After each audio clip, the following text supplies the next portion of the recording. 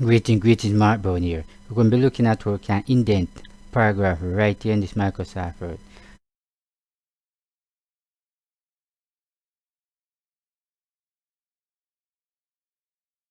What you can do, you can put the cursor right here. Notice it blink. I'm going to come all the way up here, that's a paragraph. So up right here, you indent it to the left and indent it to the right. So if I come like this, you notice it actually indented to the right. If I come on this one right and click it, it must go back to the left. But if I block it and come like that, block the entire thing like this, and I click on indent, you notice it move just the same way, just like that. So if I want to hang over this particular paragraph alone, what can I do? Come like this, and then I'm going to come right here. When you click right here, notice come right here, special, say none. You click it right here, say hang over, hang in, and you click right here, and there you go.